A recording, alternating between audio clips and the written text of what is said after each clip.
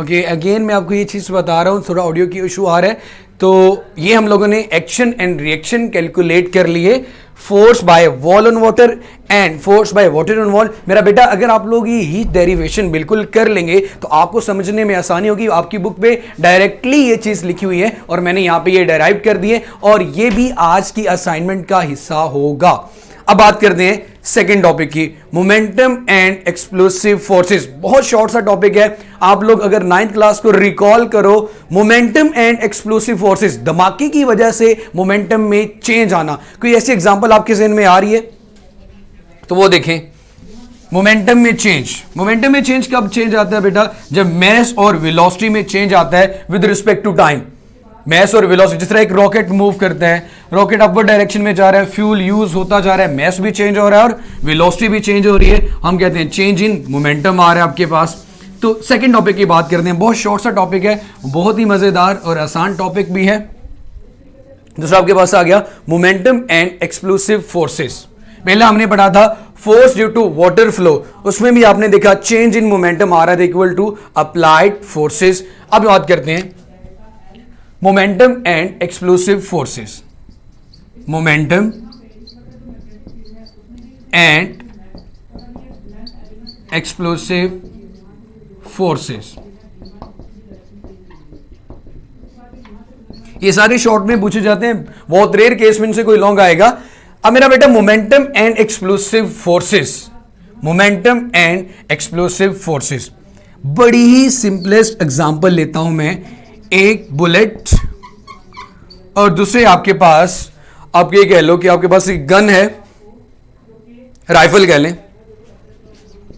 आपकी बुक में गन की जगह राइफल लिखा हुआ है। मैं ये बात करता हूं, शूट करने से पहले, फायर करने से पहले बुलेट भी और राइफल भी दोनों रेस्ट में हैं। शूट करने से पहले आपके पास राइफल भी और बुलेट भी दोनों रेस्ट में हैं, तो उनका मोमेंटम आपके पास क्या होगा? जीरो। हम ये देख रहे हैं ना कि एक्सप्लोसिव फोर्सेस की वजह से मोमेंटम में एक आइसोलेटेड सिस्टम हमने लेना है, आइडियल सिस्टम, जिसमें बाहर से किसी किस्म की कोई फोर्स नहीं लगती। और आइसोलेटेड सिस्टम के बारे में हम बड़े अच्छे से पढ़ चुके हैं कि चेंज इन मोमेंटम हमेशा एक जैसा रहता है। अब मैं ये बात करूंगा, फायर करने से पहले और फायर करने के बाद आइसोलेटेड सिस्टम में मोमेंटम एक जैसा आना चाहिए, तो फिर बात ही हम कर सकेंगे ना कि आइसोलेटेड सिस्टम है और लॉ कंजर्वेशन की बात हो रही है।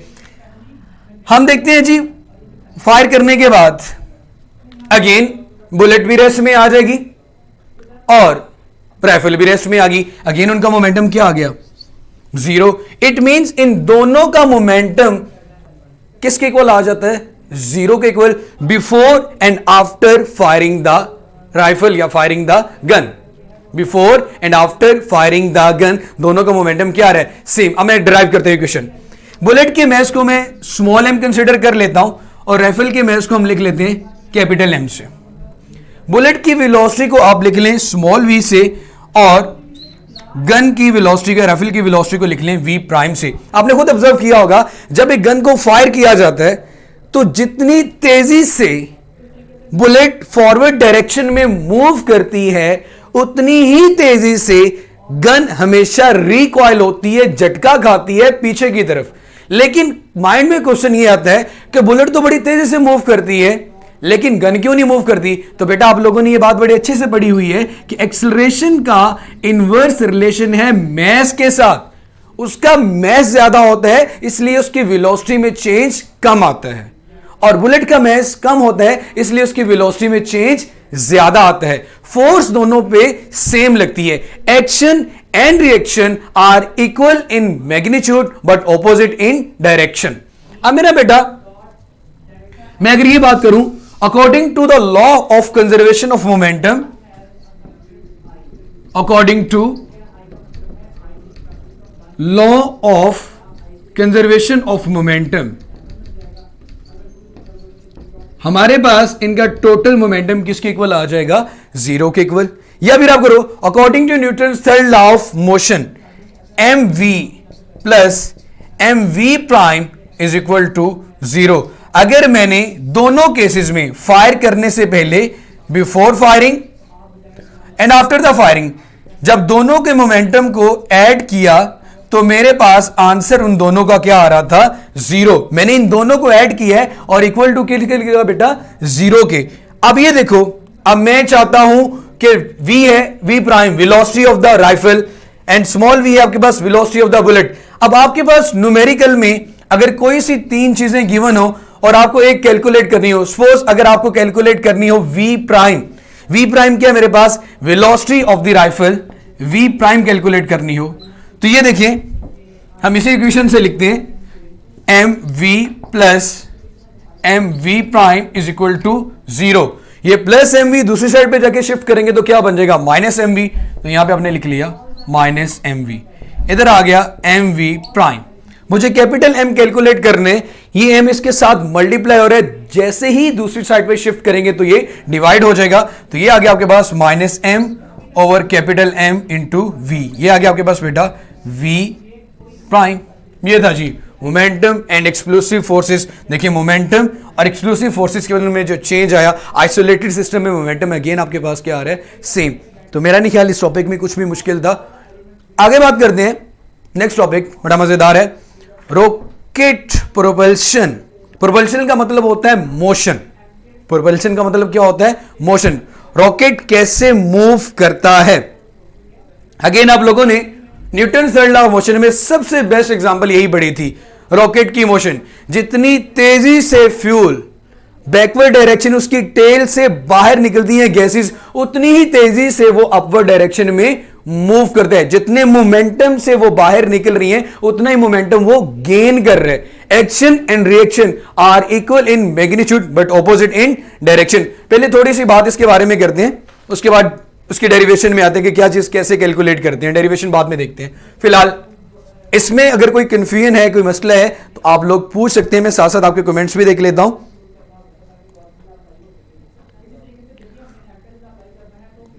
फिलहाल तो कोई आपका क्वेश्चन नहीं है और स्टूडेंट्स भी कम है आपके पास। खैर अब बात करते हैं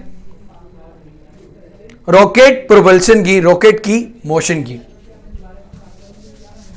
आज फिर आप लोगों का टेस्ट होगा, तो जो लोग यूट्यूब पे देख रहे हैं वो लोग साइन इन हो जाएं campus.bk पे, ताकि आप लोगों को टेस्ट शो हो सके।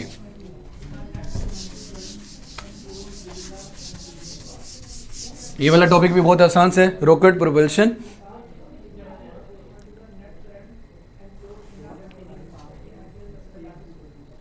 ओके, टेस्ट टॉपिक्स बता दिए जाएंगे। एक चीज याद रखा करें, जो आज का टॉपिक होगा, जैसे कि आज मैं पढ़ा रहा हूं, इससे प्रीवियस जितने लेक्चर्स उस चैप्टर के हमारे हो चुके होंगे, टेस्ट उसी में से होगा। कोई एक टॉपिक सिलेक्ट नहीं करूंगा। जितना सिलेबस चैप्टर 3 का पढ़ा लिया जाएगा उससे वेरी नेक्स्ट डे उसमें से पेपर आपका बना दिया जाता है। अब बेटा बात करते हैं रॉकेट प्रोपल्शन की।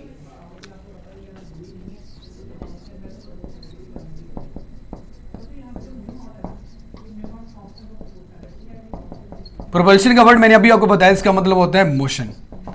सबसे पहली बात इसमें मजेदार इंटरेस्टिंग बात यह है कि रॉकेट में एक्सप्लोसिव धमाकेदार मटेरियल के साथ साथ उसमें 80% फ्यूल होता है, जिसके साथ रॉकेट ने मूव करना होता है। और रॉकेट की जो स्पीड होती है आपके पास वो होती है 4000 मीटर पर सेकेंड।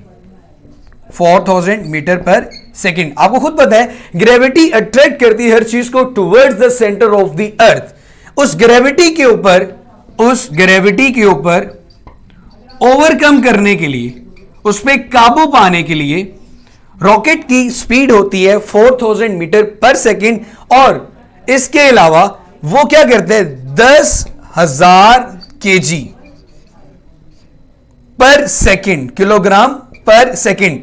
10,000 किलोग्राम फ्यूल बर्न करता है एक सेकेंड में। कितना कंजप्शन कर रहा है, 10,000 kg फ्यूल एक सेकेंड में। और एक सेकेंड में उसकी स्पीड कितनी है, वो कितने मीटर का डिस्टेंस कवर कर रहा है, 4000 मीटर पर सेकेंड।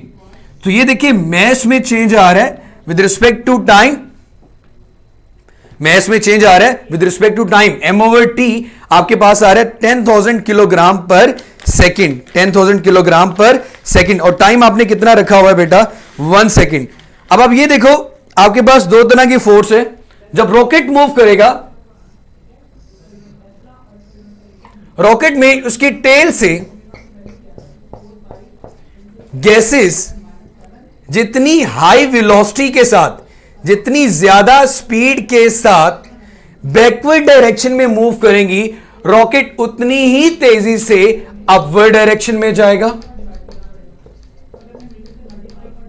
आप ये कहोगे एक्शन और रिएक्शन, जितना एक्शन हो रहा है उतना ही क्या हो रहा है, रिएक्शन। लेकिन मैंने ये कहा कि रॉकेट के अंदर इसमें एक्सप्लोसिव मटेरियल के साथ साथ 80% फ्यूल होता है। अब जैसे जैसे फ्यूल यहां से यूज होता जाएगा, इसके मैस में चेंज आएगा और इसकी वेलोसिटी बढ़ती जाएगी। इसके मैस में क्या आएगा, चेंज, और ये हल्का होता जाएगा और इसकी वेलोसिटी क्या होती जाएगी, बढ़ती जाएगी। मोमेंटम में भी क्या आएगा, आपके पास चेंज आएगा। अब आपके पास दो तरह की फोर्सेस हैं। अब एक फोर्स रॉकेट के ऊपर के लग रही है और एक फोर्स गैसेस के ऊपर लग रही है। फोर्स ऑन रॉकेट और एक आपके पास फोर्स क्या आ रही है, फोर्स ऑन गैस। इन दोनों को हम कैलकुलेट करते हैं, force on rocket and force on gas. Rocket के ऊपर जो फोर्स लग रही है वो तो ये होगी, रॉकेट के मैस को मैं नाम दे देता हूं कैपिटल एम, और इसकी वेलोसिटी में जो चेंज है उसको हम एक्सेलरेशन का नाम देते हैं एम ए का। F is equal to M A, इसे मैं नाम दे देता हूं इक्वेशन नंबर 1 का।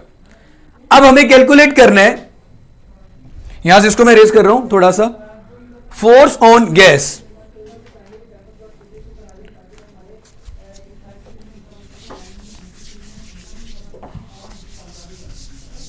यहां पे मैंने कुछ वैल्यूज लिखी थी, 10,000 किलोग्राम पर सेकेंड और 4,000 मीटर पर सेकेंड, ये इसकी स्पीड थी। ये मैस पर टाइम के लिहाज से ये इतनी कंजम्पशन कर रहा है फ्यूल का, किस पे ओवरकम करने के लिए, ग्रेविटी पे ओवरकम करने के लिए। अब हमें एक्चुअली कैलकुलेट करनी है फोर्स ऑन गैस। जरी सी बात है, अब मैस में चेंज आ रहा है, हमने ये बात पढ़ी हुई है, जब मैस में चेंज आ रहा है विद रिस्पेक्ट टू टाइम, तो change in momentum with respect to time, delta P over delta T. हमने क्या पढ़ा हुआ था फॉर्मूला इसका, M V F minus M V I divided by T, M V F minus M V I divided by T. अब उसकी initial velocity तो 0 थी, तो आपके पास फाइनल वेलोसिटी में v आता है, तो ये आपके पास बनेगा, मतलब इनिशियल 0 है, पहले तो वो रेस्ट में था, इसलिए ये तो क्या हो गया 0, और इस वेलोसिटी को हम v कह देते तो आपके पास बन गया एम वी ओवर टी। अभी आप ये टॉपिक पढ़ चुके हैं, F is equal to M V over T होता है change in momentum with respect to time. और ये देखिए हम यहां पे बात कर रहे हैं पर सेकंड, टाइम कितना आपके पास 1 सेकंड, यहां पे t की वैल्यू अगर पुट करें 1 सेकंड,